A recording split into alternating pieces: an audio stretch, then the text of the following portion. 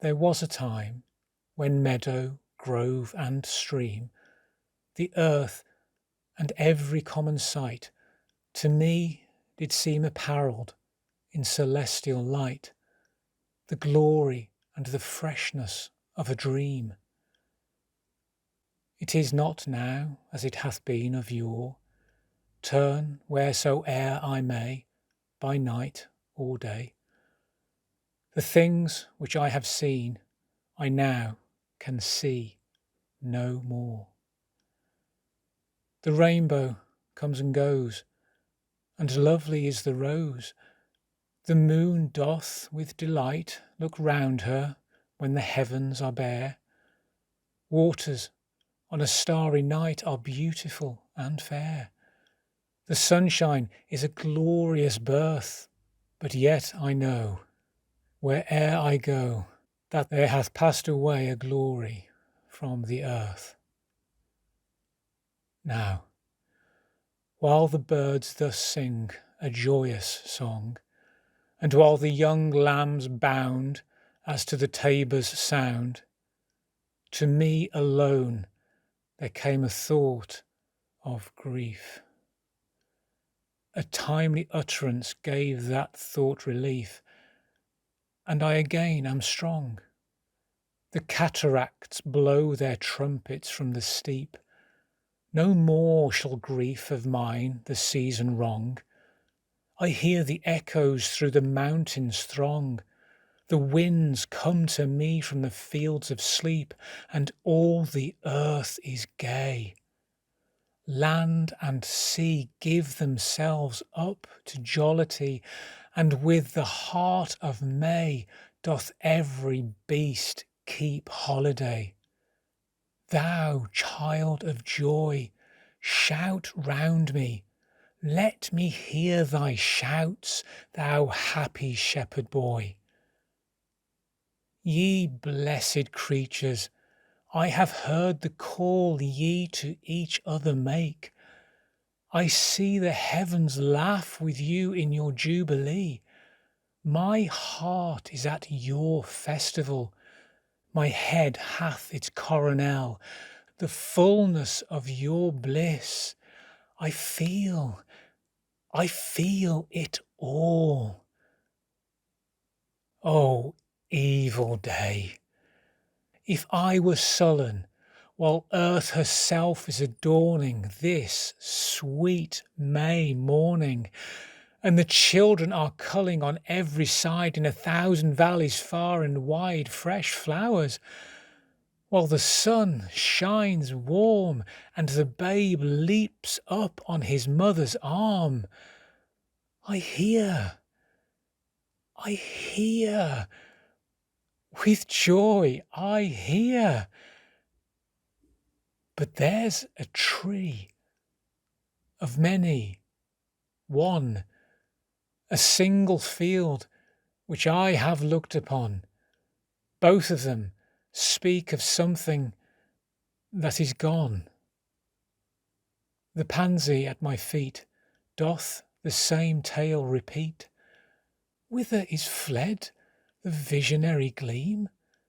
Where is it now, the glory and the dream? Our birth is but a sleep and a forgetting. The soul that rises with us, our life's star, hath had elsewhere its setting, and cometh from afar, not in entire forgetfulness, and not in utter nakedness, but trailing clouds of glory do we come from God, who is our home. Heaven lies about us in our infancy. Shades of the prison house begin to close upon the growing boy, but he beholds the light, and whence it flows, he sees it in his joy. The youth, who daily farther from the east must travel, still is nature's priest, and by the vision splendid is on his way attended. At length the man perceives it die away and fade into the light of common day. Earth fills her lap with pleasures of her own, yearnings she hath in her own natural kind, and even with something of a mother's mind and no unworthy aim, the homely nurse doth all she can to make her foster child, her inmate man, forget the glories he hath known, and that imperial palace whence he came. Behold the child among his new-born blisses, a 6 years' darling of a pygmy size. See, where mid-work of his own hand he lies, fretted by sallies of his mother's kisses, with light upon him from his father's eyes. See, at his feet, some little plan or chart, some fragment from his dream of human life, shaped by himself with newly learned art, a wedding or a festival, a mourning or a funeral. And this hath now his heart, and unto this he frames his song. Then will he fit his tongue to dialogues of business, love, or strife. But it will not be long ere this be thrown aside, and with new joy and pride the little actor cons another part, filling from time to time his humorous stage with all the persons down to palsied age that life brings with her in her equipage, as if his whole vocation were endless imitation.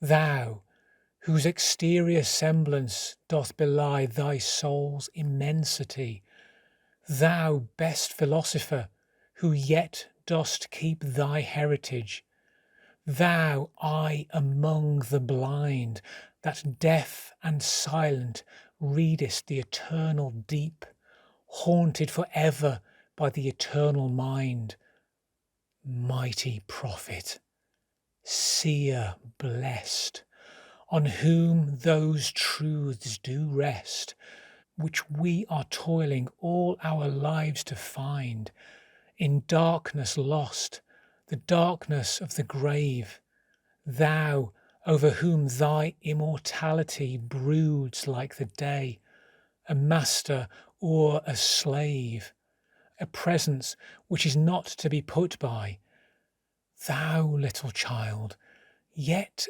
glorious in the might of heaven-born freedom on thy being's height, why with such earnest pains dost thou provoke the years to bring the inevitable yoke, thus blindly with thy blessedness at strife? Full soon thy soul shall have her earthly freight, and custom lie upon thee with a weight heavy as frost, and deep almost as life. O joy, that in our embers is something that doth live, that nature yet remembers what was so fugitive. The thought of our past years in me doth breed perpetual benediction, not indeed for that which is most worthy to be blessed, delight and liberty, the simple creed of childhood, whether busy or at rest, with new-fledged hope still fluttering in his breast. Not for these I raise the song of thanks and praise, but for those obstinate questionings of sense and outward things, fallings from us, vanishings, blank misgivings of a creature moving about in worlds not realized, high instincts before which our mortal nature did tremble like a guilty thing surprised. But for those first affections, those shadowy recollections, which, be they what they may, are yet the fountain light of all our day, are yet a master light of all our seeing, uphold us, cherish, and have power to make our noisy years seem moments in the being of the eternal silence, truths that wake to perish never, which neither listlessness nor mad endeavour, nor man nor boy, nor all that is at enmity with joy can utterly abolish or destroy. Hence, in a season of calm weather, though inland far we be, our souls have sight of that immortal sea which brought us hither, can in a moment travel thither, and see the children sport upon the shore, and hear the mighty waters rolling evermore. Then sing, ye birds, sing, sing a joyous song, and let the young lambs bound as to the tabor's sound. We in thought will join your throng, ye that pipe and ye that play, ye that through your hearts today feel the gladness of the May. What though the radiance which was once so bright be now for ever taken from my sight? Though nothing can bring back the hour of splendour in the grass, of glory in the flower, we will grieve not. Rather, find strength in what remains behind, in the primal sympathy which, having been, must ever be, in the soothing thoughts that spring out of human suffering, in the faith that looks through death, in years that bring the philosophic mind. And oh, ye fountains, meadows, hills, and groves, forebode not any severing of our loves. Yet in my heart of hearts I feel your might. I only have relinquished one delight, to live beneath your more habitual sway.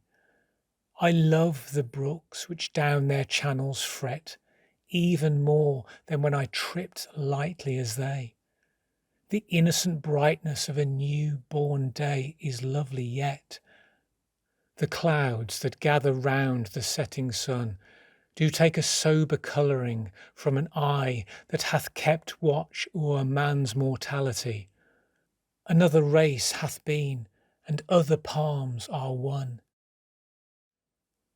Thanks to the human heart by which we live, thanks to its tenderness, its joys and fears, to me, the meanest flower that blows can give thoughts that do often lie too deep for tears.